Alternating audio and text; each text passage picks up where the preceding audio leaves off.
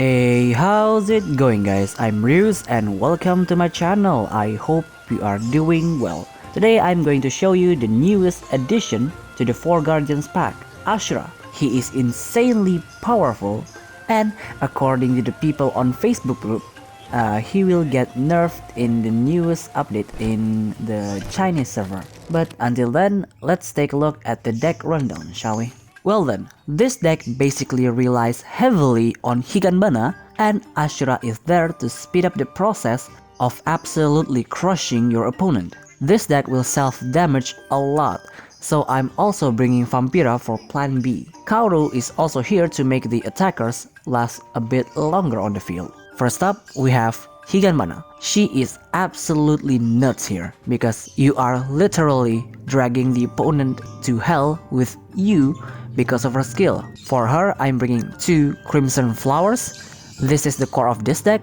Never bring less than 2. This will make your life so much easier during the fight. And then we have 2 Road of Firelight. This is a more restrictive and less powerful version of her form, but this card also makes your level 1 trigger cards gain fast, so you can use that to your advantage. Then we have 2 Evolve.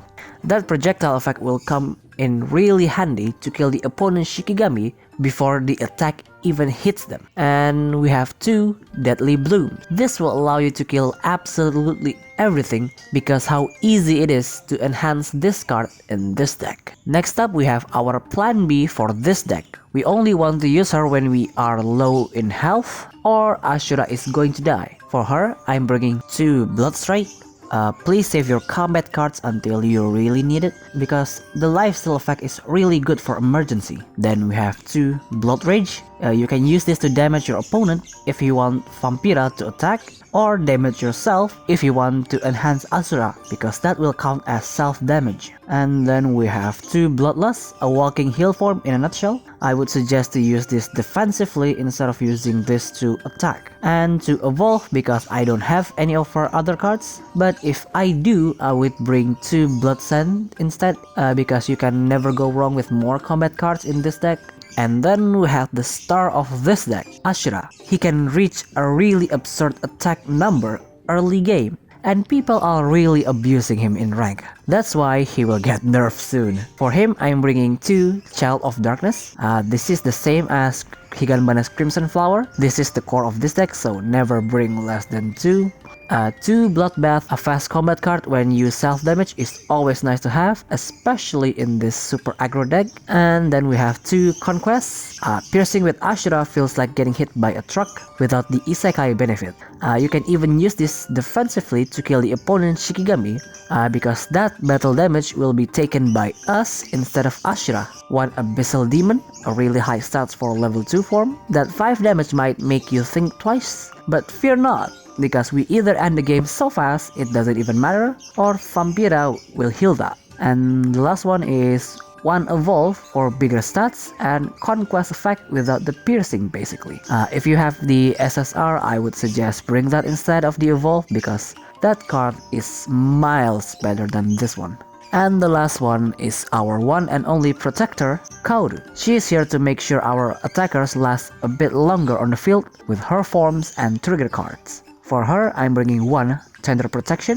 You can use this when you want to switch your attacker, and drawing a card is also a nice addition. 2 Distracting Through.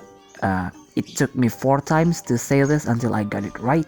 This makes your Shikigami immune to damage from 1 Shikigami. 2 Owl's Claw to make your Shikigami even bigger than it already is. 2 Evolve to make the protection even more effective, and 1 Owl Protection for that unyielding effect. Well, that's about it for the deck rundown. Moving on with the replays.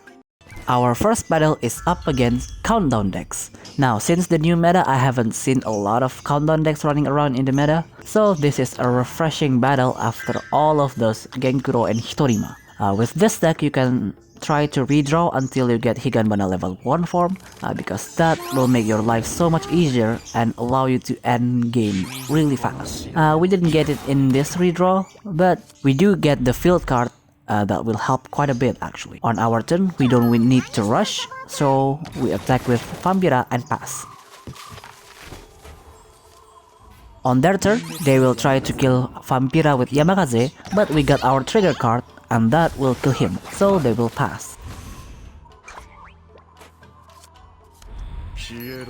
On our turn, we put Child of Darkness on Ashura, then attack directly, dealing 3 damage and pass.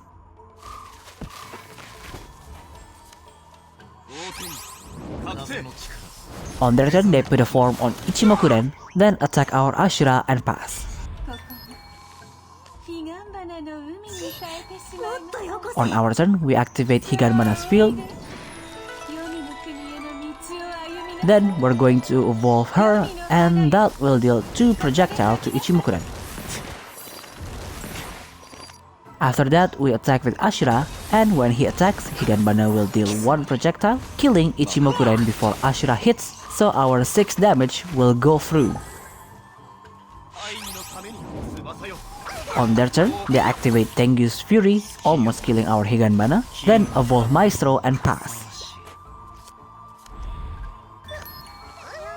On our turn, we evolve Kaoru, then attack directly with Ashura and pass. By the way, because we have Higanbana field, our trigger card gains fast, so our Ashura will be safe from battle.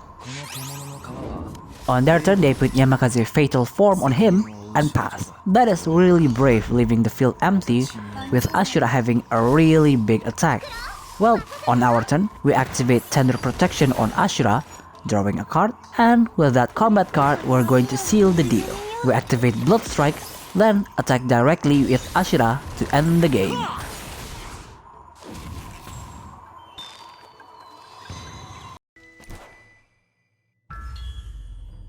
Our second battle is up against Joruri Neko deck with Tesso for some reason. I'm guessing he's there for either tanking or just extra space for more combat cards. They get the first turn, so they attack with Kyume Neko and pass.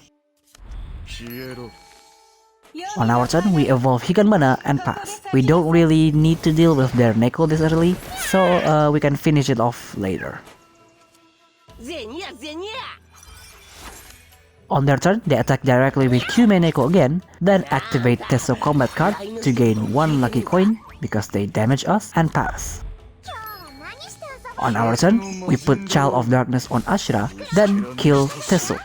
Always remember to add plus to attack if you have Evolve Higanbana and Child of Darkness on Ashura when calculating your damage. On their turn, they attack with Kyume Neko, then activate her combat card to kill our Ashura and pass.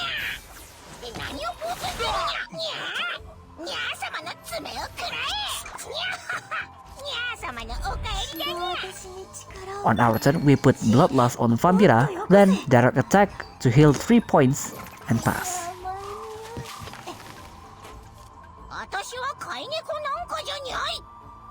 On their turn, they activate 2 Curse Blade, only to realize they can't kill our Vampira because we constantly heal and we have Owl Guard.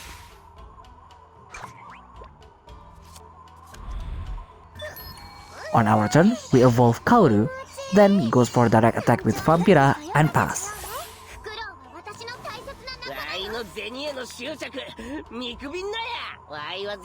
On their turn, they attack twice with Kyume Neko combat card.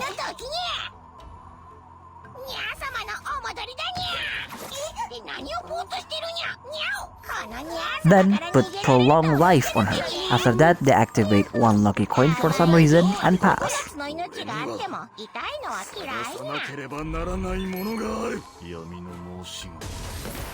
On our turn, we put Abyssal Demon on Ashura, then attack directly, dealing 7 damage and pass. On their turn, they decided to sacrifice Kyume Neko, but then decided that it is time to give up, so we're going to grant that wish.